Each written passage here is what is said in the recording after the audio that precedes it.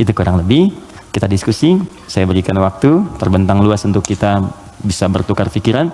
Saya perkenankan, jika ada yang bertanya langsung silahkan. Jika ada yang ingin tulis pakai kertas, maka silahkan. Saya pun tidak keberatan untuk menjawab dengan kertas. Silakan.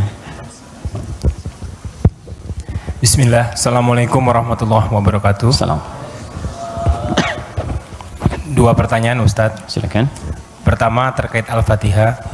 Terkait surat Al-Fatihah. Oke. Saya ingin bertanya asbabul nuzulnya, kapan diturunkan, bagaimana ceritanya, itu yang pertama. Ya.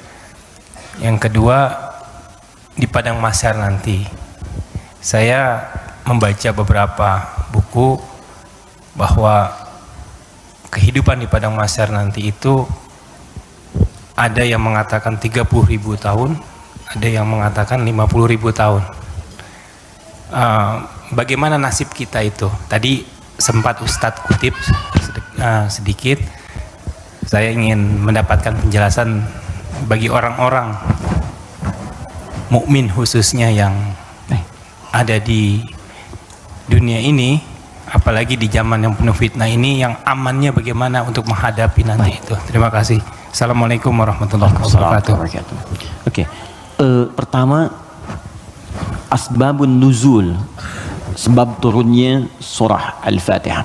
Saya berikan sedikit dulu informasi. Jadi ada dua jenis asbab di dalam fikih Islam. Kalau asbab itu terkait dengan turunnya ayat, sebab, asbab itu sebab. Jadi sebab itu bahasa Arab asalnya, diserap ke bahasa Indonesia menjadi sebab. Sebab turunnya Al-Quran disebut asbabun nuzul. Kalau sebab munculnya hadis disebut asbabul wurud. Maksudnya asbabul wurud namanya. Misal, pernah dengar hadis tentang isbal?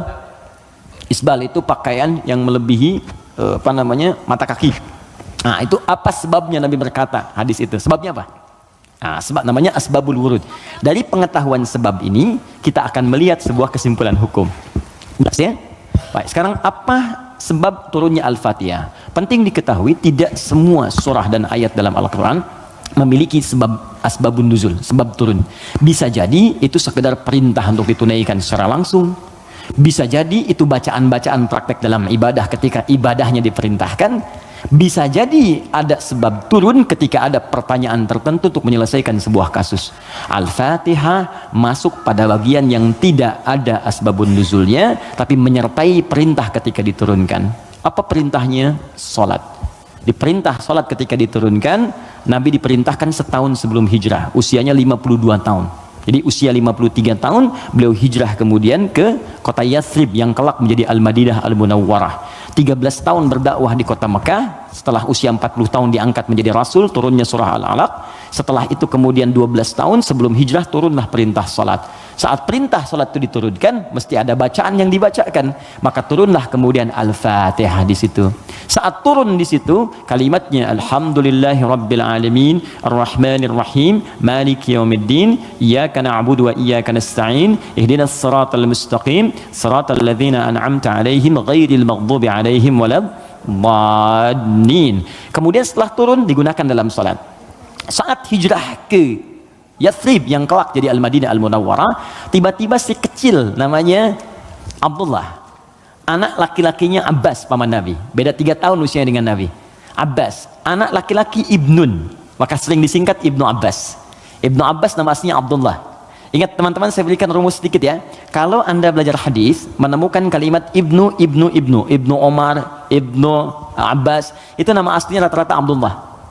Kenapa dihapuskan nama anaknya dan disebut kemudian nasab ke bapaknya? Untuk memberikan inspirasi kepada orang tua di masa datang bahwa begini cara mendidik anak seperti Nabi mengajarkannya.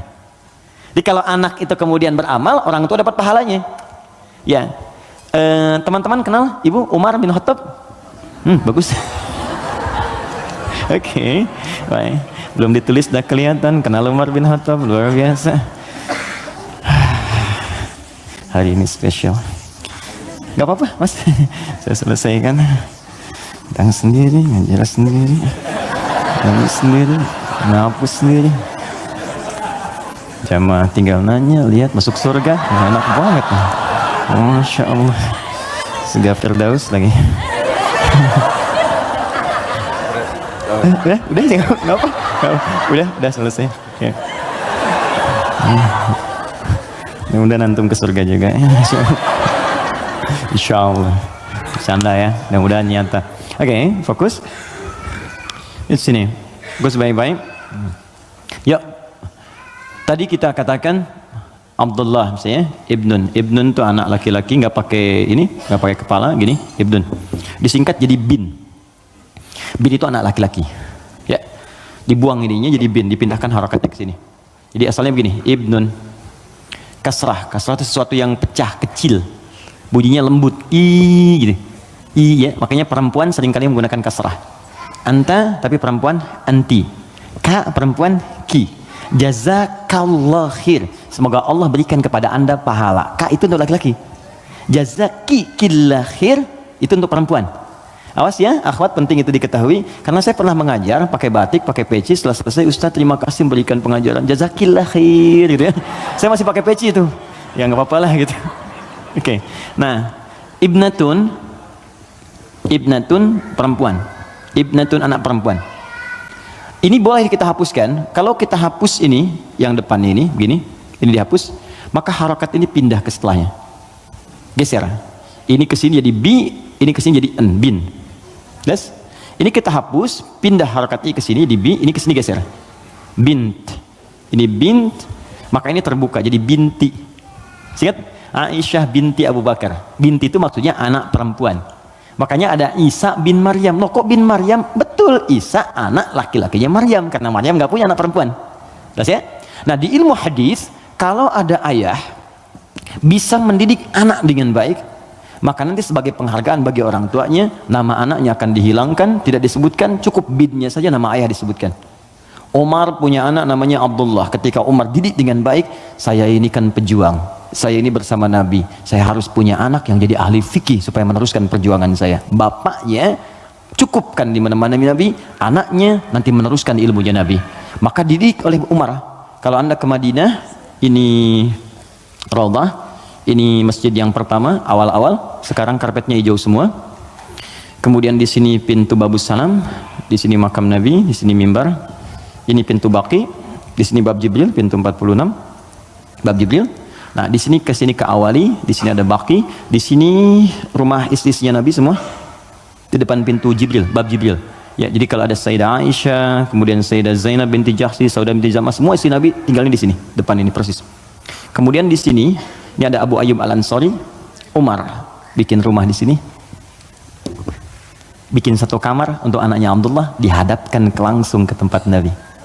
Untuk belajar dari Nabi sebelum datang ke majlis ilmunya. Jadi kalau yang lain nunggu di majlis ilmunya Nabi, kalau anak Umar diajarkan oleh bapaknya sebelum Nabi bahkan ke majlis ilmu, sejak keluar dari rumahnya, itu bisa melihat bagaimana Nabi jalan, bagaimana Nabi nengok. Makanya anaknya Umar banyak meriwayatkan hadis dari sejak kecil, meriwayatkan 2.800 hadis. Anaknya Umar. Siapa yang punya wasilahnya? Bapaknya.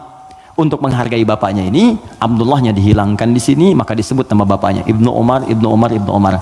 Seakan pesan kepada orang tua di masa datang, kalau kita ingin mendapatkan kebaikan dari Allah, maka didik anak kita dengan baik, kelak orang tuanya pun akan dikenang. Setiap hadisnya kita bahas satu, bapaknya ikut mendapatkan pahalanya. Itu poinnya. Ya. Nah, tadi Al-Fatihah itu tidak ada asbabun nuzulnya. Kemudian ketika sampai di Madinah, Ibnu Abbas, anaknya Abbas, ini persis sama juga. Abbas itu pengusaha, teman-teman. Pengusaha besar. Sebelumnya terjebak dengan riba. Dibebaskan oleh Nabi. Tinggalkan riba, kata Nabi, dibebaskan. Dan dahsyatnya ketika ribanya ditinggalkan, awal-awal kan turun tuh. Setelah itu naik 2 kali lipat dari sebelumnya. Ribanya hilang, omsetnya naik 2 kali lipat. Nah, beliau sadar saya ini sibuk. Tapi di balik kesibukannya, bayangkan loh, paman Nabi, kerabat Nabi, muslim, mukmin bersama Nabi di surga, sibuk berbisnis, tapi masih punya waktu untuk datang ke majlis Nabi. Setiap akhir pekan datang ke majlis Nabi ke Sufah. Belajar. Karena itu ketika Nabi wafat, Abbas ini sudah mendapatkan 200 hadis. Bayangkan pebisnis hafal hadis 200, itu kan luar biasa. Kalau Quran gampang, hadis itu tak mudah, 200 hadis. Paman Nabi, keluarga Nabi, kerabat Nabi, sibuk bisnis, kaya juga, masih hafal hadis. Antum siapa? Paman Nabi bukan, kerabat Nabi bukan, tetangga Nabi bukan, kan? Sesibuk apa sih? Sampai untuk baca Quran pun belum punya waktu.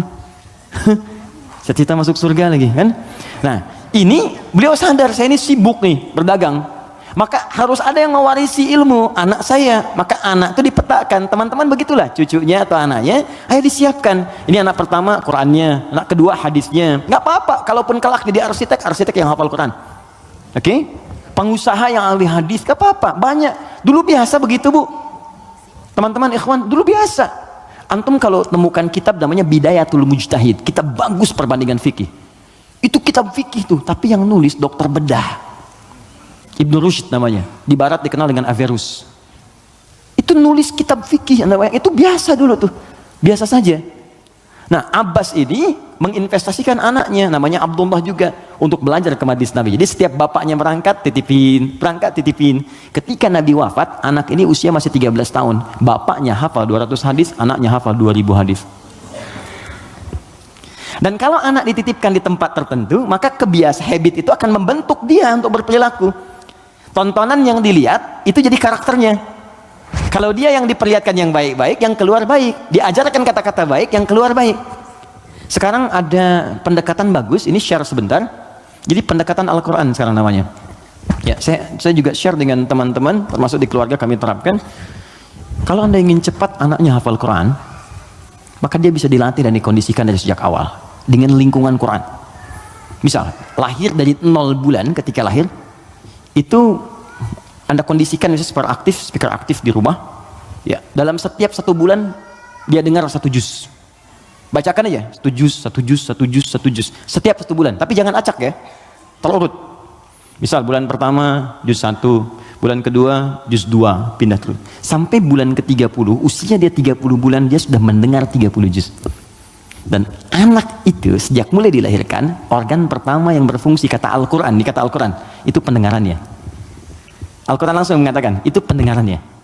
Jadi ketika dia 30 bulan, dia sudah mendengar 30 juz. Itu sepakat dan sudah melalui research di sini, dia hanya butuh 6 bulan untuk menjadi penghafal Quran yang sempurna. Di usia 3 tahun, sudah hafal Quran 30 juz. Ini yang diterapkan orang tuanya Fajar. Beliau pengen bacakan sendiri, begitu dikasih ASI, bacain 1 juz. Begitu usia 3 tahun, kalimat pertama yang keluar di lisannya adalah ayat-ayat Quran. Dipanggil Ustadz untuk mengecek, ternyata Allahu Akbar, 4 tahun sudah 30 juz. Terakhir kami ketemu sedang menghafal tafsir. Dan divonis lumpuh otak. Anda bayangkan, lumpuh otak hafal Quran 30 juz. Dan di mana Anda pada saat ini? Ya, kembali ke sini. Dia bertanya, Mas Primus, apa pertanyaannya? Ya Rasulullah, karena dia terbiasa dengan taklim, jadi dunianya masuk. Ya Rasulullah, kenapa Allah nggak turunkan 1 ayat yang bisa membatasi antara surah satu dengan surah yang lainnya? Karena dulu masih nyambung, Al-Falaq nyambung ke An-Nas, sebelumnya Al-Ikhlas. Jadi orang nggak tahu pembatasnya di mana, walaupun dibacakan oleh Nabi. Maka diturunkanlah kemudian Bismillahirrahmanirrahim. Ya, karena pertanyaan anak kecil itu dijawab kemudian. Ibnu Abbas tuh sering bertanya, turun jawaban. Al-Baqarah 189 itu turun karena pertanyaan Ibnu Abbas.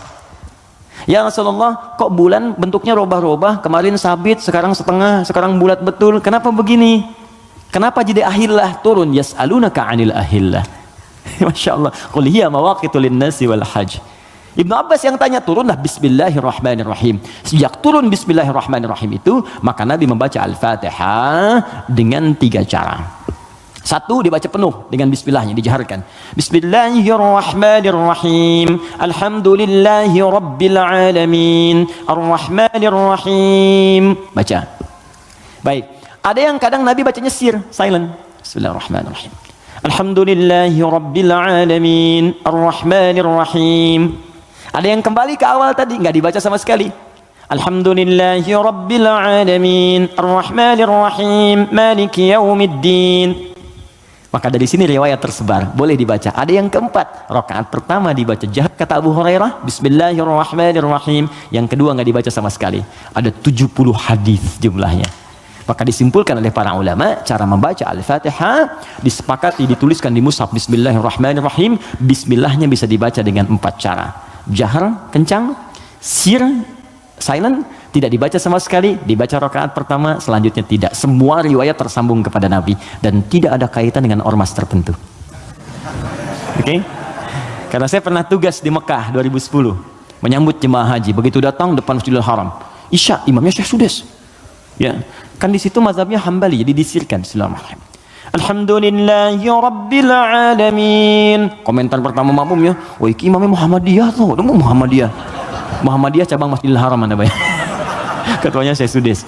Jadi nggak ada hubungan baik NU Muhammadiyah atau yang kita berkomunikasi baik ya, kemudian saling bangun hubungan baik, tapi paham ilmunya. Jadi kesimpulannya tidak ada asbabun nuzul untuk Al-Fatihah, tapi hanya terkait untuk kebutuhan dalam menunaikan ibadah. Tapi kemuliaan fadilahnya diungkapkan kemudian oleh Nabi, dipraktekkan dalam kehidupan dan dirangkum oleh para ulama dalam kitab tafsir.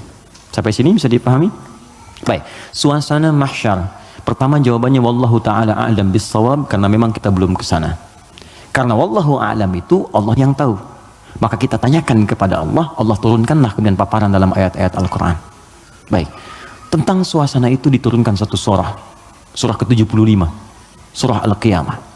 Persiapannya diturunkan surah Al-Waqi'ah, surah ke-56. Waktu terjadinya diturunkan surah ke-31 ayat 34. Tentang kiamatnya, peristiwanya, persiapannya. Waktunya tidak diketahui, dirahasiakan supaya kita semangat untuk beramal dalam persiapannya. Makanya kalau Nabi ditanya kapan kiamat, Nabi balik tanya persiapan kamu apa ya. Jawaban Nabi, jangan sibuk pikirkan kiamat, sibuk pikirkan amalan dirimu untuk ke situ. Karena kiamat pun dirahasiakan oleh Allah supaya kita semangat untuk beribadah menyambut itu. Dan nggak akan ada umat Nabi Muhammad kemudian hidup saat kiamat, nggak ada. Semua akan diwafatkan yang soleh-soleh. Nggak akan mengalami itu, nggak akan mengalami, semua wafat.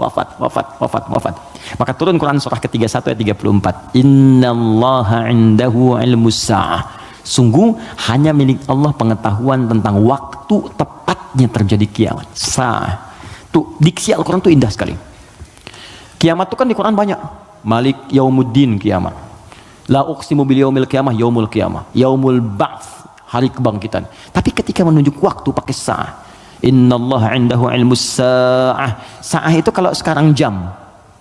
Di jam itu ada menitnya? Ada detiknya? Ada. Bahkan sampai ke menit detiknya hanya Allah yang tahu. Di sini ada 5 hak prerogatif Allah. 5 yang tidak diketahui oleh siapapun, bahkan even itu malaikat. Makanya di hadis Muslim nomor hadis ke-8, malaikat bertanya pada Nabi, mata sa'ah, kapan terjadi kiamat? Kata Nabi, mal mas'ulu anha bi'a'lama minas sa'il. Yang ditanya tidak lebih tahu daripada yang bertanya. Anaknya yang dekat dengan Allah, yang tahu. Nah ini ingin menegaskan bahkan saya pun malaikat yang paling dekat dengan Allah nggak tahu kapan terjadinya. Apalagi dukun yang kemudian tiba-tiba ada di bumi. Ya, ahli langit pun nggak tahu masa ahli bumi kemudian tiba-tiba bisa menerawang. Ya, makanya kalau ada yang mengatakan kiamat akan terjadi tanggal sekian, bulan sekian, tahun sekian, udah abaikan aja. Ya itu paling gampang, sudah jauhi. Saya di Garut dulu tahun 99, itu menjelang tanggal 9, bulan 9, tahun 99, tersebar isu akan terjadi kiamat. Sebagian ada yang sepi tuh, sepi di pasar Garut tuh, Tarogong sepi apa. Saya bilang kenapa nggak pada beraktivitas, isu kiamat menyebar. Tiba-tiba nggak terjadi, diundur katanya ke tahun 2012. Terjadi pengunduran kiamat, Anda bayangkan. Jadi itu poinnya. Jadi kalau waktu, jangan ditanya kapan terjadi. Yang penting untuk diketahui adalah persiapan kita apa. Dan paling dahsyat adalah jika terjadi perbuatan-perbuatan yang dengan perbuatan itu tanda-tanda kemudian kiamat itu semakin menuju dekat. Tapi dekat dalam pandangan Allah dengan kita berbeda. Satu hari bagi Allah hitungannya hari, bagi kita kan 1000 tahun. Ya kan? Bagi Allah dekat nih. Iqtarabatis sa'atu wansyaqqal qamar. Bulan telah terbelah, kiamat semakin dekat. Kiamat semakin dekat itu bukan saat Bang Deddy bikin sinetron 15 abad yang lalu itu turun ayat, kiamat sudah dekat. Itu kalimat Quran. Kiamat sudah dekat 15 abad yang lalu, cuman sudah 15 abad belum kejadian. Karena bagi Allah tuh gampang, tinggal 10 hari lagi, tinggal 7 hari lagi, cuman sehari itu kan ribuan tahun. Jelas ya? Maka jangan dipikirkan waktunya. Tapi Nabi kemudian ditanya oleh malaikat, ma amaratuha, apa tanda-tandanya? Ya, idza talidal amatu rabbataha, jika sudah budak melahirkan tuannya. Wa antaral khufatal arata, ya, jika seorang budak melahirkan tuannya, jika engkau melihat seorang penggembala bertelanjang kaki, telanjang dada, kemudian berlomba-lomba meninggikan bangunan, ya, budak melahirkan tuannya, itu ada yang menyebutkan suasana sudah mulai terbalik.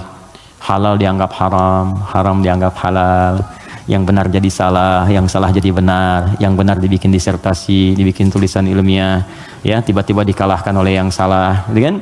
Yang salah kemudian menyebar, jadi dianggap biasa. Jika sudah maksiat tingkat yang tinggi dianggap biasa, bukan yang rendah. Zina Itu min sab'il mubiqat, 7 yang menyebabkan kehancuran. Dosanya besar. Zina itu seperti pembunuhan, dosa besar. Makanya kalau ada yang menghalalkan dosa besar, dianggap murtad, keluar dari Islam. Dan dia harus bertaubat. Harus bertaubat. Makanya kita dorong dengan doa, diarahkan lagi. Kan mungkin karena ketidaktahuannya. Kan? Itu cara berpikirnya demikian. Saya tidak mengajarkan mencela, saya menjauhi itu. Ya, kita ajarkan dengan perasaan baik, kita doakan, tak ajarin lagi. Sepanjang dia masih hidup. Jadi kalau ada teman-teman yang diajak oleh orang lain terpengaruhi, kita sepanjang kita hidup, supaya kita saat ditanya oleh Allah, ringan jawaban kita itu aja. Ya, apa pernah ada Nabi mengharapkan umatnya ke neraka? Tidak. Lantas kenapa Anda memvonis dia sebagai ahli neraka? Alih-alih kita vonis, kenapa nggak kita doakan? Allah itu maha kasih, bukan hanya maha menghukum. Rahmat Allah lebih luas daripada hukumannya. Kenapa sekarang banyak sifat hukuman ditampilkan, kasih sayangnya dihilangkan? Yalah, doakan. Share kebaikan, doakan saudari kita, doakan saudara kita, ajak kepada yang baik. Kalau ada berbuat maksiat, sampaikan. Bukan cuma kamu aja yang pernah bermaksiat. Yang lebih buruk daripada kamu pernah ada, dan dia tobat. Masa orang jahiliyah tobat, kamu yang bukan jahiliyah nggak tobat? Nggak keren ah. Gitu. Bagaimana kalau wafat dalam keadaan maksiat? Apa kamu rela ibumu yang sudah mengandungmu melihat anaknya berbuat seperti ini?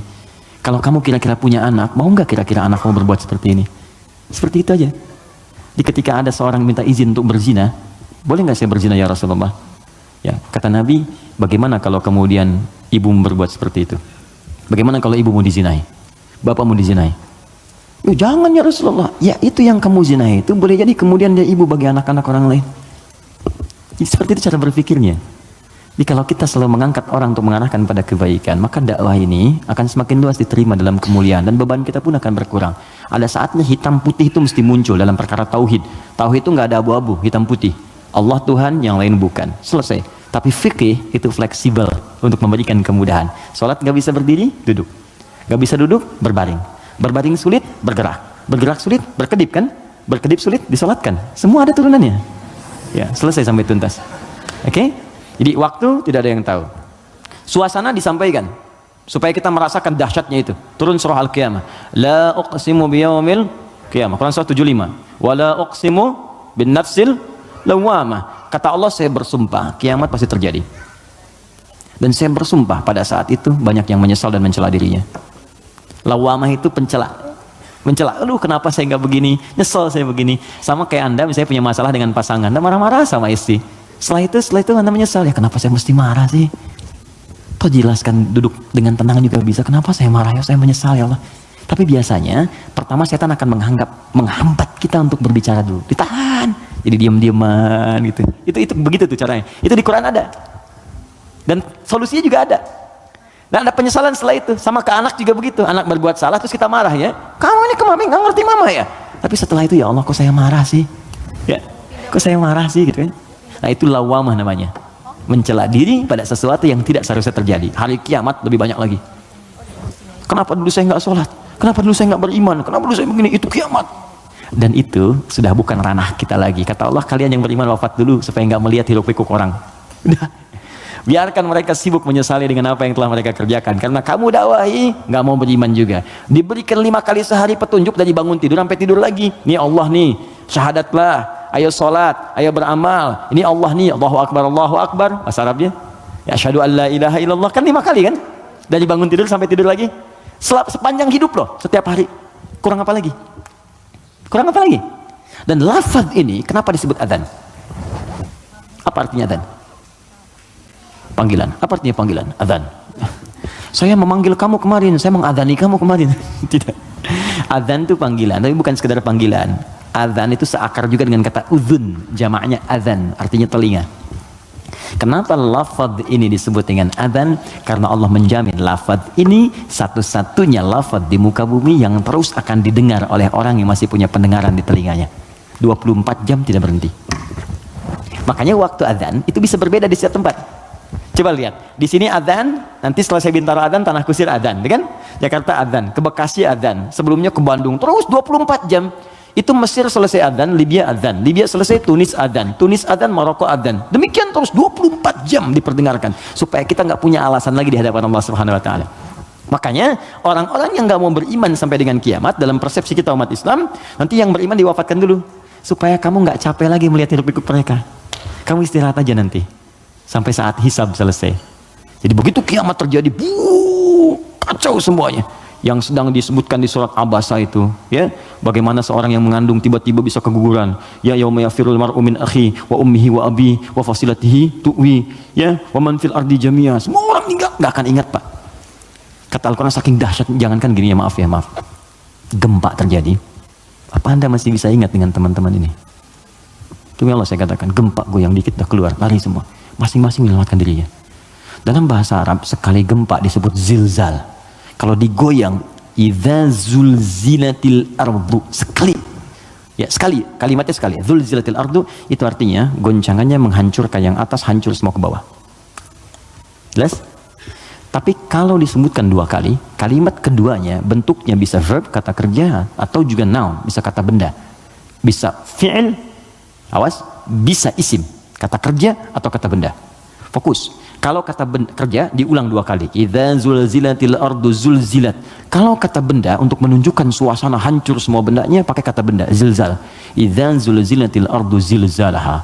Kalau disebutkan 2 kali, itu bukan yang atas hancur ke bawah, tapi yang di bawah naik semua ke atas. Push. Kata Allah, kalau semua orang sudah nggak peduli dan menganggap biasa gempa-gempa dengan skala-skala tinggi yang menghancurkan yang atas hancur ke bawah, sudah nggak peduli, dianggap biasa. Udah jadi berita aja, gempa Ambon sekian, gempa Palu sekian, gempa Aceh sekian, gempa, sudah biasa. Nanti saya akan datangkan gempa yang tidak biasa, yang membuat semua orang baru merasakan apa yang terjadi. Saya naikkan semua yang dibawa ke atas. Wa akhrajatil ardu athqalaha. Baru orang berkata, wa qalal insanu malah. Ini ada apa ya? Ada apa ya? Anda ini dikasih gempa biasa aja, yang biasa, itu semua keluar, lari. Bursa efek keluar, yang di pegawai ini keluar, pekerjaan kantor ini keluar semua karena ketakutan. Nanti mau lari kemana? Karena yang di bawah ini diangkat ke atas semua. Saat itu kita sudah nggak ada. Karena orang beriman oleh Allah tuh diistirahatkan. Istirahat dulu aja, biar hancur semua dulu. Ntar baru dibangunkan lagi, muncul lagi. Itu di surah Qiyamah. Al-Qiyamah, suasananya di Abasa ada. Terus cara berbekalnya, bukalah kemudian surah Al-Waqi'ah. Makanya sering kita diminta baca Al-Waqi'ah. Kan berurut tuh, 55, 56, 57 kan? 55 apa? Ar-Rahman, kan? Nah, jangan dibaca saat pernikahan aja, ya. Saat lamaran baca Ar-Rahman. Sekarang tuh keren, tapi saya senang, bagus-bagus sekarang pakai Al-Quran, ya. Sampai ada seorang kiai kedatangan 3 orang, ya, untuk melamar putrinya, cantik, bagus, soleha. 3 orang datang melamar, pertanyaan pertama Quran. Anda siapa namanya? Saya Anas, Pak. Bagus, baca surat Anas. Ya bagus katanya. Yang kedua siapa namanya? Saya Torik, Pak. Ya, baca At-Torik. Baca bagus ya. Yang kedua belum disuruh udah pucat tuh. Adik siapa namanya? Saya Imran, Pak. Tapi dia pintar. Tapi panggilan sehari-hari kulhu, Pak. Ya Allah, udah sini. Oke, jelas ya Mas Bima? Oke, jadi baca surat Al-Waqi'ah untuk berbekal. Wa ashabul yamini wa ashabul yamin. Yang pegang tangan di tangan kanannya saat kiamat itu enak banget, tinggal menikmati surganya. Ada yang pertamanya sabiqun, yang duluan masuk surga. Tapi mereka golongan sedikit. Jangan diratapi ya sedikit saya nggak masuk. Bukan, masuklah ke dalam golongan sedikit itu. Nanti ditafsir di ayat lain, bagaimana cara masuk ke dalam golongan itu? Ditafsir di An-Nisa, Quran surah keempat ayat 69, paling kanan pertengahan. Wa may yuti'illaha wa rasul, siapa yang mau taat kepada Allah dan Rasulnya, fa ulaika ma'al ladzina an'amallahu 'alaihim, maka mereka akan disertakan dengan golongan sedikit. 4 golongan saja. Minan nabiyyina, dengan semua nabi. Jadi ada orang yang tinggal di surga sekomplek dengan semua nabi. Dari Nabi Adam sampai Nabi Muhammad SAW. Enak tuh. Kamu tinggal di mana, akhi? Surga biasa. Tangannya siapa? Ya, depan saya Nabi Ibrahim. Masya Allah. Belakang saya Nabi Musa. Samping kiri saya tuh ganteng-ganteng Nabi. Dulu kan ente nonton ganteng-ganteng serigala. Ini ganteng-ganteng Nabi. Nabi Yusuf. Kanan saya Nabi Muhammad SAW. Nah, itu yang bisa menyatu dengan itu 3 golongan. Ya, siapa dia? Siddiqina wasyuhada'i wassalihin. Siddiqin itu orang jujur. Yang dimaksud jujur di sini adalah jujur mempraktekkan bimbingan Quran dimanapun dia berada. Anda misalnya aktif di dewan, kata Quran jujur, praktekkan jujur, benar, jaga kebenaran, tawadhu, sabar, praktekkan semuanya. Sampai wafat gak apa-apa, capek itu wajar. Capek itu emang dunia untuk capek. Dunia itu tidur aja capek. Sementara aja. Nanti kalau sudah selesai, tenang kita. Dunia ini capek, sedang tidur dibangunin capek. Nanti kalau udah selesai, nggak akan bisa dibangunin lagi. Bener? Memang tempatnya capek, baru tidur, bangun lagi. Ntar kalau udah tugas kita selesai, beres, tinggal nunggu aja akhirnya begitu selesai. Wah enak, nggak akan bangun lagi. Kalau udah selesai, dibangunin juga percuma, nggak akan bangun. Nah udah istirahat, waktunya tiba. Nggak apa-apa, capek dulu aja. Ada waktunya kita tinggal menenun dan mendapatkan apa yang kita telah tenun selama ini. Tenun di dunia, dan panen saat kita kembali kepada Allah.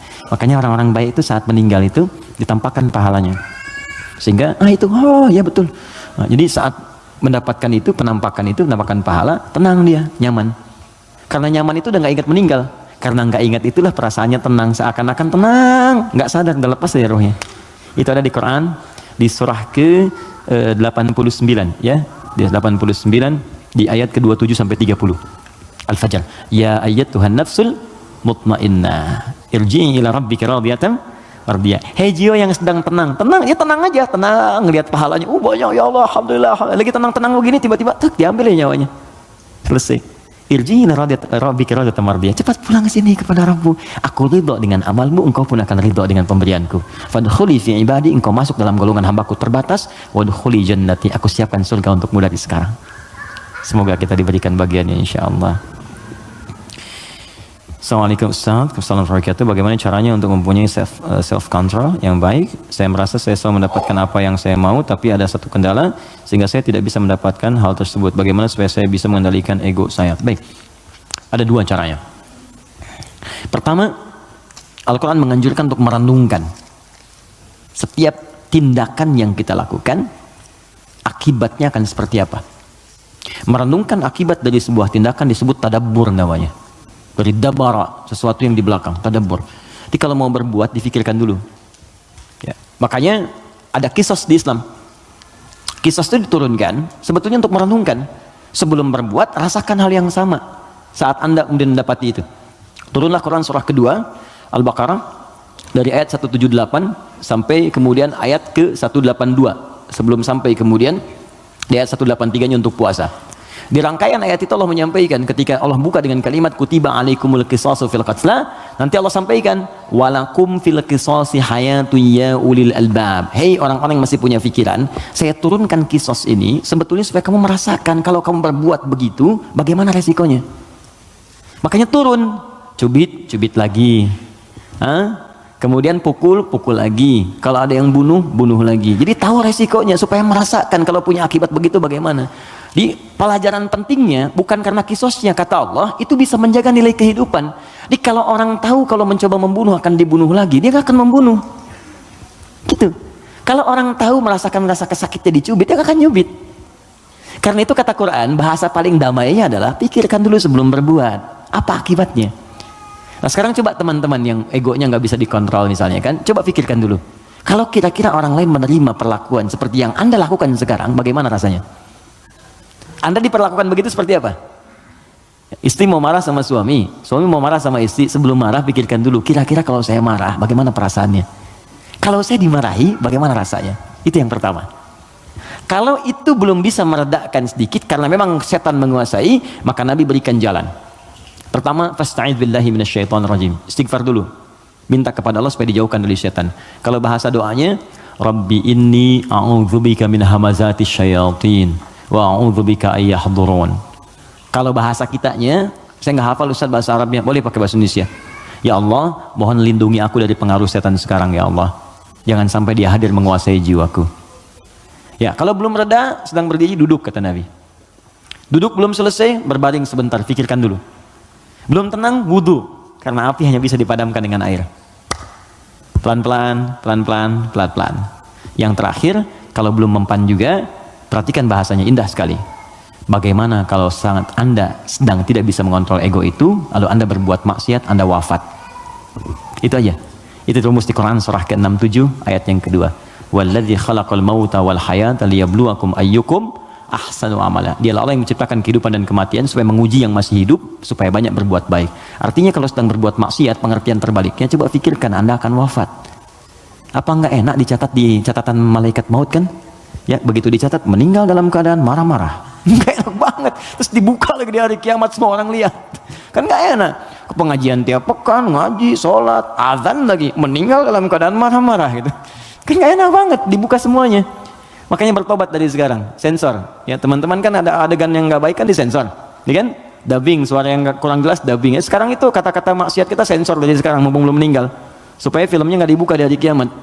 Ya saat hisab kan dibuka semua. May ya'mal mithqala dzarratin khairan yarah wa may ya'mal mithqala dzarratin syarran yarah. Yang sedikit pun baik akan ditampakkan, yang jelek akan diperlihatkan. Maka yang buruk-buruk kita hilangkan dari sekarang. Wallahu taala a'lam bissawab. Saya ingin bertanya, saya ingin jawab. Jika saya datang sholat berjamaah telat, Ustadz, jika saya datang sholat berjamaah telat, pertanyaan saya, kenapa Anda telat? Orang lain bisa tepat, Anda telat, kenapa? Ayo ya, kita coba sesuaikan. Saat imam sudah mulai bacaan sholat, oke? Satu, ada 3 pertanyaan.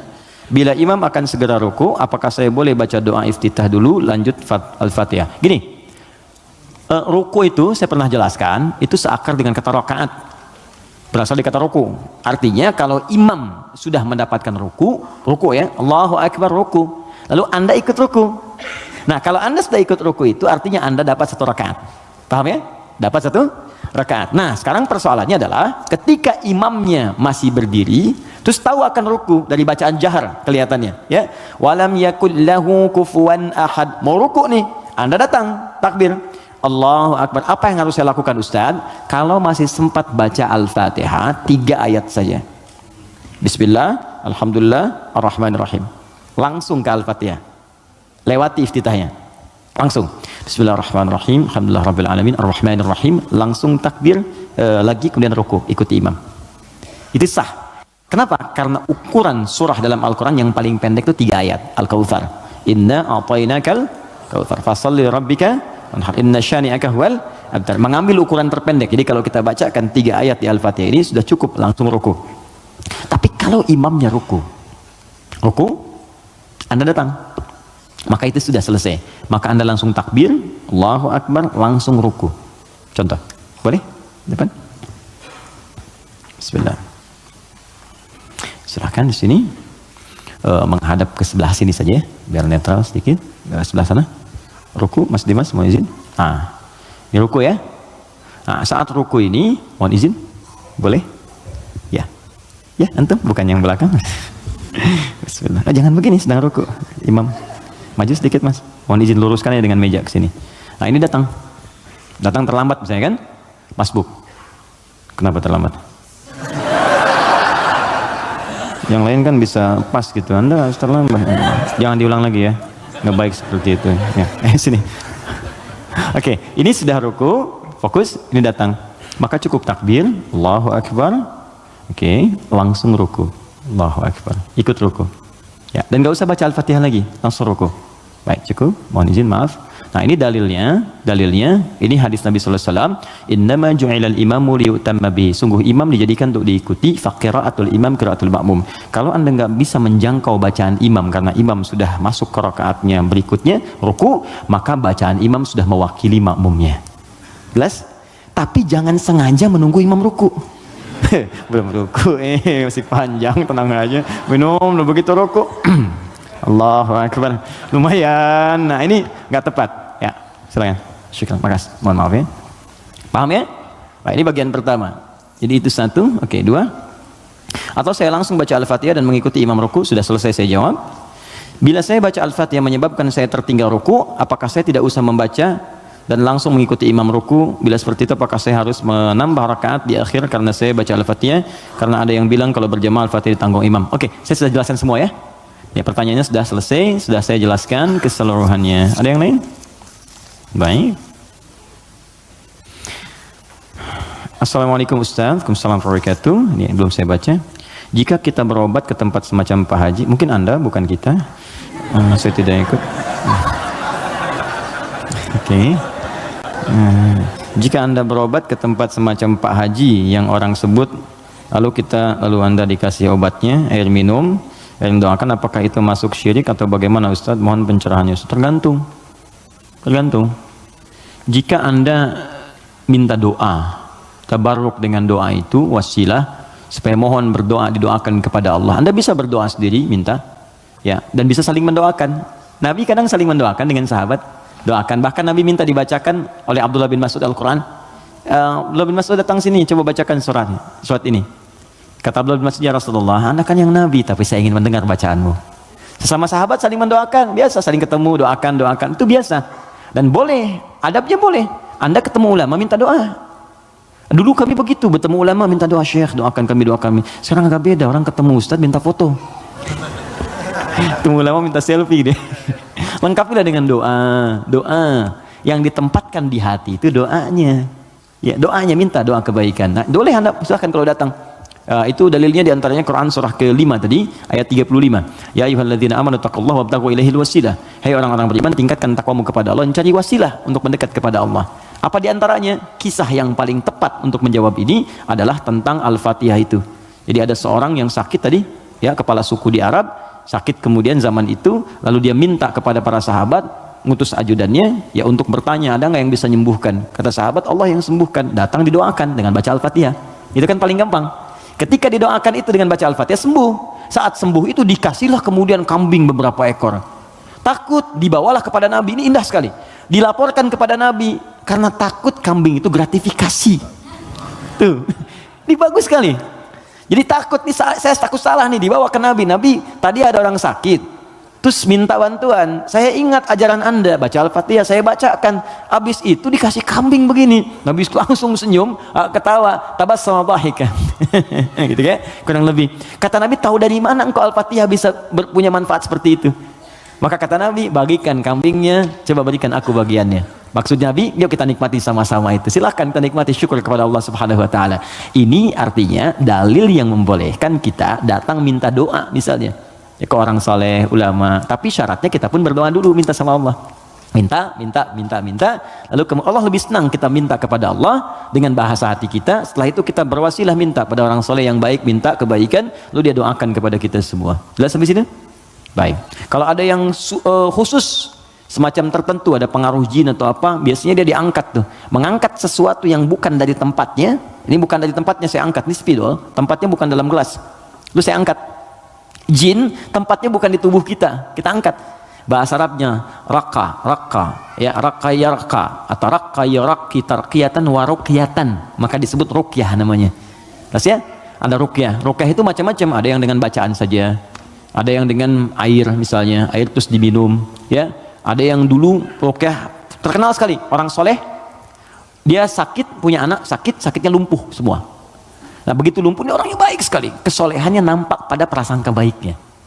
Jadi semua yang datang prasangka baik aja. Malam-malam, Bu, bayangkan ada perampok datang tengah malam. Ini kisah ini sangat populer sekali. Perampok serombongan datang ke rumahnya. Karena prasangka baik ini dikira mujahid fisabilillah mampir. Dulu kan bukan kayak kita sekarang kan, rombongan mujahid dengan ini kan nggak kelihatan tuh. Malam-malam datang dikira mujahid. Begitu dibuka pintu, oh ahlan wa sahlan mujahid, masya Allah, silahkan masuk. Bayangkan perampok disuruh masuk. Disebut mujahid fisabilillah, datang. Akhirnya apa yang terjadi? Silahkan, duduk dulu, istirahat dulu, mandi dulu. Dimintalah berwudu semua. Tolong para mujahid silahkan berwudu dulu. Ya, wudu. Supaya apa? Salah satunya, ternyata di bawah keran itu dia simpan bejana untuk menampung air wudhu mereka. Ini kisah nyata, benar terjadi. Jadi bukan rekaan, di kisah nyata sampai riwayat kepada kita dan valid riwayatnya. Jadi orang-orang salaf dulu. Di begitu air wudhunya tumpah ke situ, dan dia melihat orang-orang perampok tadi, kok ada anak ini nggak bangun. Ya kata mereka ke bapak tadi, ini siapa? Ini anak saya, dia kena lumpuh katanya. Oh gitu, udah duduk, dijamu dengan makan semua. Udah rapi, suruh wudhu, makan, pulanglah mereka. Nah, begitu pulang, ini yang menarik. Beberapa pekan kemudian, datang lagi. Dibuka lagi mujahid, katanya Masya Allah. Yang buka siapa? Yang buka anak yang lumpuh tadi. Buka langsung, kaget. Loh, kemarin kan lumpuh dia, sekarang bisa buka katanya kan. Lalu bapaknya keluar, nyambut lagi, Masya Allah, kami meraih keberkahan dari jihad Anda. Jihad Anda bayangkan. Karena positive thinkingnya. Bertanya, ini kenapa bisa sembuh? Air wudhu, masih ingat gak air wudhu yang pernah engkau pakai itu dalam wudhu itu? Saya mandikan kepada anak saya, dengan izin Allah sembuh dia. Perhatikan ketika seorang berprasangka baik kepada Allah Subhanahu wa taala akan berubah segalanya. Lalu perampok tadi kemudian terjatuh semuanya, nangis tersungkur, sujud di hadapan Allah Subhanahu wa taala, nangis tobat di situ. Sebetulnya kami bukan mujahid, kami perampok katanya.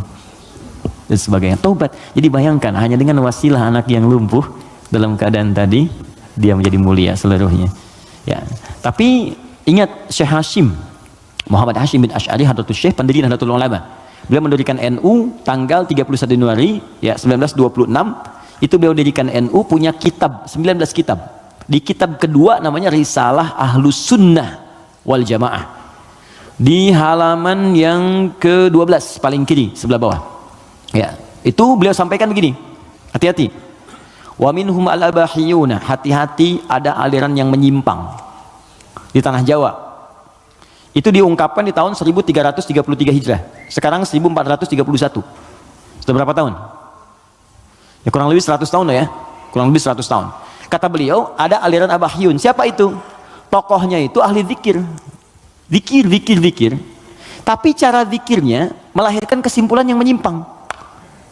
Apa kesimpulannya? Kalau sudah dekat dengan Allah, fala yantabiqu alaina al-amru wan nahyu. Karena sudah merasa dekat dengan Allah dengan zikirnya, maka sudah tidak berlaku lagi perintah dan larangan. Di sholat sudah nggak berlaku lagi karena sholat itu masih latihan. Kalau zikir sudah dekat dengan Allah, nggak usah sholat lagi. Maka kalau Anda menemukan yang seperti ini, kata beliau, jauhi, karena itu mengajak pada kesesatan. Anda datang tiba-tiba, ya mungkin panggilannya kiai gitu kan, ya pakai jubah lebih lebar daripada Batman, kadang-kadang kan tertukar lah sekarang atribut kiai dengan dukun itu disama-samain dan susah gitu kan.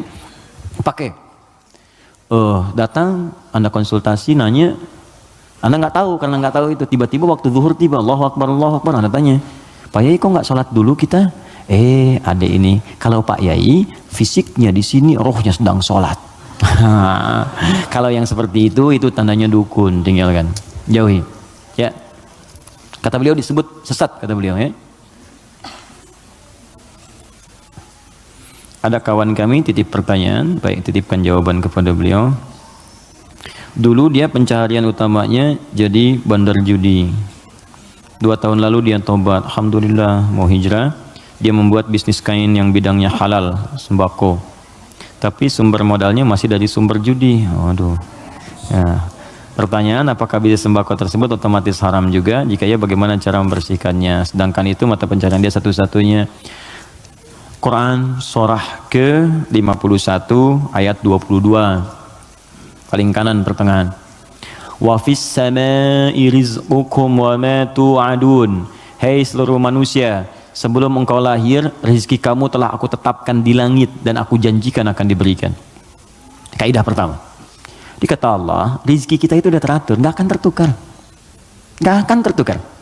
Ada putri yang tertukar, ada menteri yang ditukar, tidak ada rezeki yang tertukar. Rezeki nggak ada yang tertukar.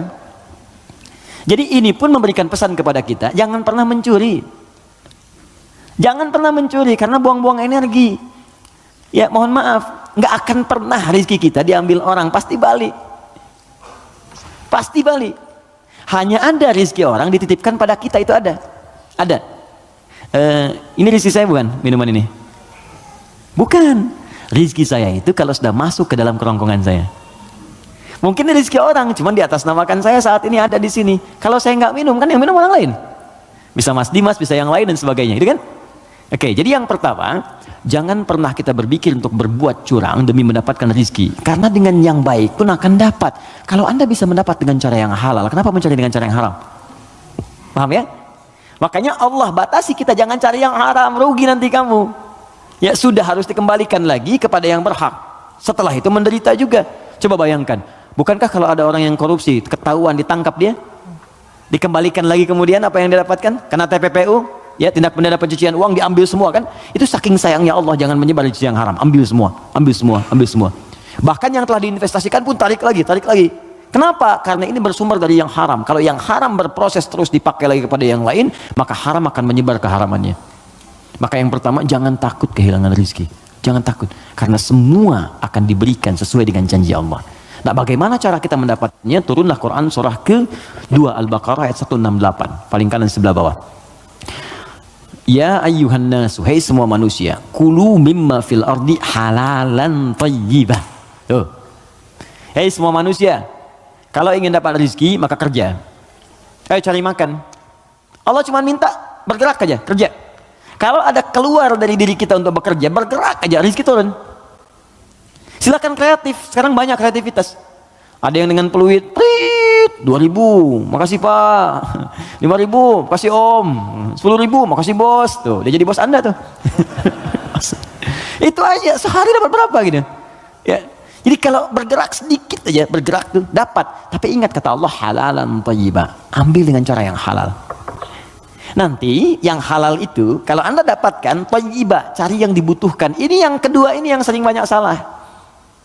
Di banyak orang mendapat dengan cara yang halal, tapi thayyibat yang dipraktikkan. Thayyibah itu artinya keluarkan ya rizki yang kita dapatkan itu, kemudian beli yang kita butuhkan, yang bermanfaat untuk kita. Di pola konsumtif itu kata Al-Quran, kalau mau benar-benar yang dibutuhkan bukan yang diinginkan. Gak setiap yang diinginkan itu mesti didapatkan, beban hidupnya tinggi nanti. Ya ini kalau haus butuh apa? Minum. Jadi minuman yang ada kan kita bisa minum. Jadi kadang karena orang selalu menginginkan yang tidak ada, jadi berat tantangannya. Karena rumus fisika juga begitu. F1 sama dengan F2, gaya gerak sama dengan gaya dorong. Apa yang kita dapatkan itu yang keluar. 5.000 cukup untuk beli teh manis, kan 20.000 buah naga, kan? Nah tapi ingat, kalau Anda punya 5.000 tapi pengen yang 20.000, maka rumusnya berubah jadi hukum Pascal. F berbanding lurus dengan P, gaya berbanding lurus dengan tekanan. Semakin banyak gaya, semakin tertekan hidupnya. Poinnya. Kalau gaya Anda begitu ya susah hidupnya. Makanya Quran katakan gaya itu disesuaikan dengan pendapatan. Apa yang didapatkan, cari yang dibutuhkan. Gak semua yang pengen mesti dibeli. Nasi goreng Kebon Siri yuk jam 11. Ya Anda tinggal misalnya di Bekasi, pengen ke nasi goreng Kebon Siri, paksain padahal yang keliling banyak gitu kan. Kejar sampai ke sana macet-macetan. Nikmati aja, entah kita nikmati di sana, nyampe sana tutup. Gak dapat apa-apa. Paham ya? Nah, jadi itu poinnya. Jadi berusaha dengan cara yang halal, Allah kirimkan rezekinya. Apalagi Anda orang beriman. Kalau orang beriman, apalagi tadi hijrah, sudah tobat, itu seketika Allah jamin. Pindah surahnya, pindah ayatnya ke ayat 172. Quran surah kedua, ayat 172. Perhatikan ayatnya. Ya ayyuhalladzina amanu. Kita 13 menit menuju zuhur. Hai orang-orang yang telah punya iman. Kulu min thayyibati. Jangan pernah pikirkan yang haram. Ingat ya? Lihat sini. Kata Allah, jangan pernah pikirkan yang haram. Kalau Anda nggak pernah pikirkan yang haram, maka saya akan kirimkan ma razaqnakum. Kami yang kirimkan rizkimu, bukan engkau yang sulit untuk mendapatinya. Jadi orang beriman tuh kalau nggak pernah pikir yang haram, Allah cepat datangkan. Datang. Nanti berkahnya ditambah. Kalau berkah sudah tambah, dapat 100.000 pun sebulan cukup. Saya pernah ke Telas namanya. Telas tuh habis, di Google aja nggak ada. Anak saya yang kecil pengen gembala kambing, jadi dia dengar kisah Rasulullah menggembala kambing, pengen kambing, kita bawa ke sana. Di situ Pak Ibu, ada penggembala yang sebulan itu cuma dapat 100.000. Tapi Allahu Akbar, saya berapa kali datang, lihat, merenung, netes air mata. Itu setiap datang, Pak, yang nggak ada tuh ada gitu. Musim buah ada buah, ikan dikeluarin semua, jamu kita. Terus saya tanya, di mana kambingnya? Di belakang katanya. Saya lihat kan, wah begitu dilihat bersih, putih, bersih, dirawat bersih. Tapi yang heran, itu mulutnya ditutup pakai potongan aqua. Yang ada yang setengah liter itu kan, yang ditutup itu cukup ke mulut kambing. Terus saya tanya, ini kenapa ditutup? Ini sakit kambingnya? Bukan sakit Gus katanya, bukan sakit. Kenapa? Ini kambing baru kami bawa dari tempat kami beli, kami tutup di sana mulut kambing itu dengan potongan aqua supaya di jalan dia tidak memakan yang bukan haknya. Itu saya berhenti dan keluar air mata saya. Saya bilang, saya mengajar hampir tiap waktu, kamu yang praktekkan. Banyak orang mendapat surga tapi Anda yang paling layak. Saya tutup mulut kambing ini supaya nggak makan yang bukan haknya. Banyak orang hadir taklim, menjaga lisannya begitu sulit. Dia jarang taklim, kambingnya pun ditutup mulutnya. Untuk tidak makan yang haram. Makanya rezekinya Allah kirimkan. Bayar 100.000 gitu. Gak pernah mengeluh ceria gini. Ada lagi orang penghafal Quran. Wah itu dahsyat itu juga. Jadi kalau Anda kunjungi, istrinya akan berkata, Alhamdulillah ya Allah Ustaz, Allah tuh baik sekali. Abi diberi rezeki banyak banget. Banyak tuh sebulan dapat 500.000. Banyak banget. Kalau Anda kunjungi itu ikan keluar, buah keluar. Apa kerja istrinya? Ngambil suluh di sawah, duduk, bikin, nyiapin ini. Tahu Anda? Istrinya hafal Quran 7 riwayat. Suaminya 30 juz. Anak-anaknya hafal Quran semua. Kalau kita membangun kedekatan dengan Allah tuh, yang lain kecil lah. Kecil. Bahkan saat harta itu datang tuh kita malah sibuk, nggak pakai itu gitu. Dah, kasih. Saya tuh kalau belajar ulama kita dulu tuh, Masya Allah. Ya, kayak Haji Nur Ali tuh, di Bekasi ada jalan kayak Haji Nur Ali. Itu Pak, Ibu kalau taklim beliau, ada amplop datang tuh kasih banyak tuh. Itu nggak banyak orang tahu. Malamnya dijajarkan begini. Santrinya dikumpulkan. Buka katanya, buka. Ada yang 5.000, yang 1.000, 10.000 sebagainya. Itu nggak pernah diambil oleh beliau. Kata beliau, ini 10.000 tolong berikan ke madrasah sana. Yang 5.000 anak yatim. Yang 1.000 janda-janda sekitaran ini. Santuni semua. Hidupnya berkah. Jangan takut kalau Anda bisa mendapatkan yang baik. Kenapa mesti berjudi? Nah, kalau Anda bisa berbuat yang halal, kenapa mencari yang haram? Kalau Anda bisa jadi orang soleh, kenapa berbuat salah? Tinggalkan yang buruk tadi. Nah, kalau pernah bertobat dan hijrah, alhamdulillah, pertahankan tobat dan hijrah itu. Hijrah itu artinya meninggalkan total yang buruk-buruknya. Termasuk tadi hasil judinya, yang dipakai modal. Jangan dipakai modal. Sudah, keluarkan. Bagaimana cara mengeluarkannya? Cara mengeluarkannya adalah berikan kepada yang sosial yang umum sifatnya. Setelah itu Anda coba bekerja. Kalau memang nggak ada sama sekali, Anda bisa gunakan itu untuk sementara, untuk mendapatkan sesuatu yang lebih baik. Jadikan misalnya cari kerja, untuk dapat kerja itu boleh dalam keadaan darurat. Nanti setelah mendapatkan yang baik-baik, cukup itu ini keluarkan.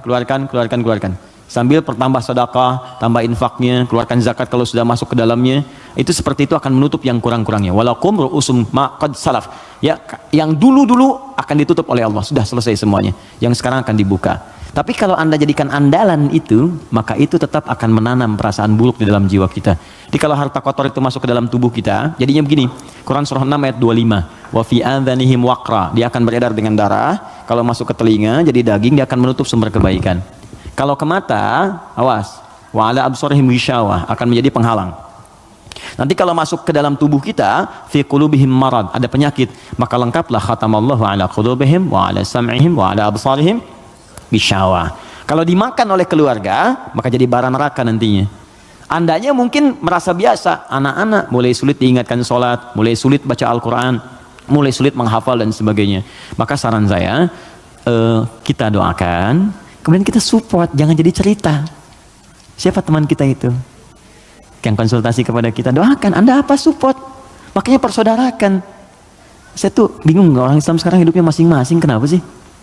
Kenapa nggak bersaudara? Nabi itu kan mempersaudarkan Khazraj dengan Aus. Ini saya pengen juga kajian musyawarah, teman-teman cobalah mengenal satu dengan yang lainnya, terus saling support. Anda punya program apa? Support. Bisnis apa? Endorsein, barangin. Itu kenikmatannya itu terasa. Jangan takut rezeki Anda diambil, nggak akan tertukar. Nggak akan tertukar. Jadi semuanya akan mendapatkan bagiannya masing-masing, nggak usah takut. Nggak usah takut. Ya, ustadz-ustadz juga demikian tuh, jalan, saling bagi, mengajar, melengkapi dan sebagainya. Itu saya sarankan seperti itu.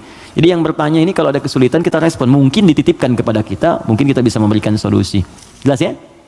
Saya kira itu kita ada 7 menit, saya jawab yang terakhir ini, setelah itu kita berdoa dan siap-siap menunaikan salat berjamaah insyaallah.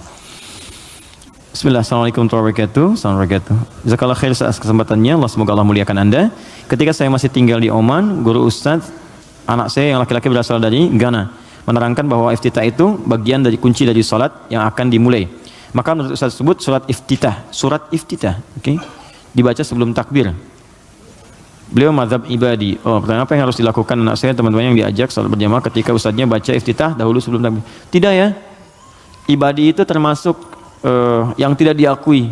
Saya sudah pernah ke Oman dan saya tahu mazhab di sana apa saja. Ibadi ada, Sunni ada, Syiah juga ada. Di pertengahan yang punya Masjid Biru itu saya sudah pernah kunjungan ke sana. Jadi ibadi termasuk di antara paham yang tidak diakui. Ya, tidak diakui dalam sistem mazhab fikih dalam Islam kekinian yang mainstream. Ya, karena itu menurut saya kembalikan kepada yang sunni yang sudah diajarkan kepada kita semua. Nah, sumbernya bukan karena ibadi, sunni atau yang lain, sumbernya itu petunjuk dari Nabi. Hadisnya bagaimana? Ayatnya bagaimana? Buka Quran surah kedua Al-Baqarah Ayat yang ke-43, wa aqimus shalah, tunaikan oleh kalian salat. Bagaimana menunaikannya? Maka diikuti dengan mengikuti petunjuk Nabi. Maka turunlah Quran kemudian surah ke-3 ayat 31, paling kiri sebelah atas. Qul in kuntum tuhibbunallaha fattabi'uni. Kata Allah, kalau kalian cintai aku, ikuti bagaimana Nabi mengajarkan. Nah, seperti apa Nabi mengajarkan salat? Karena kalau nggak diajarkan, kita nggak bisa meniru. Maka buka hadis Muslim nomor hadis 397, buka Al-Bukhari nomor hadis 711. Dari kisah siapa? Sahabat Abu Hurairah. Siapa yang menunjukkan? Khalid bin Rafi' Az-Zuraiqi. Bagaimana bunyinya dari Nabi? Bunyinya kurang lebih begini. Ya, idza qumta ilas shalah, kalau kamu pengen sempurna salatnya, asbighul wudu, sempurnakan wudu. Wudu sempurna. Wudu dulu. Fastaqbilil qiblah, menghadap ke arah kiblat. Menghadap ke kiblat. Fakabbir, kemudian bertakbir. Setelah takbir diajarkan baca iftitah. Ada 9 jenis doanya. Ada yang pendek, ada. A'udzubillahi samil alim minasyaitonir rajim, ada. Ada misalnya yang gabungan, ada yang agak panjang, Allahumma ba'id baini wa baina khataayaya, ada yang Allahu akbar kabira walhamdulillahi katsira subhanallahi bukratan wa asila. Ini satu doa. Satu doa. Kalau Anda bacakan lagi wajjahtu, itu dua doa digabungkan jadi satu. Ya. Ada 9 jenis doa iftitah itu, panjang sekali. Yang panjang, pendek. Kenapa ada pendek, menengah, panjang? Supaya sesuai kondisi. Jadi kalau kita sedang buru-buru di perjalanan, di airport misalnya, atau di stasiun, kita sedang menunggu misalnya kereta atau pesawat sedang tunggu, jangan yang panjang-panjang, yang sedang aja, yang pendek. Allahu akbar kabira alhamdulillahi katsira subhanallahi bukratan wa asila, langsung Al-Fatihah, kan? Atau kita bacakan a'udzubillahi samil alim minasyaitonir rajim, dah langsung Al-Fatihah. Ya, pendek sekali. Pendek sekali. Ya, jadi begitu kita kemudian bacakan, masuklah Al-Fatihah. Tsumma Fatihatul Kitab, kemudian baca Al-Fatihah. Tsumma mata yasara minal Quran, kemudian bacakan apa yang paling ringan yang bisa kita bacakan. Surat pilih setelah Al-Fatihah. Tsumma falyarka, setelah itu kemudian kamu ruku. Ya, hatta tatma'inna raqian. Jangan dulu kamu bangun sampai kamu tenang rukunya. Semuanya lengkap. Dijelaskan dari awal, dari wudu sampai salam selesai. Dan tidak pernah dijelaskan oleh Nabi baca iftitah sebelum takbir.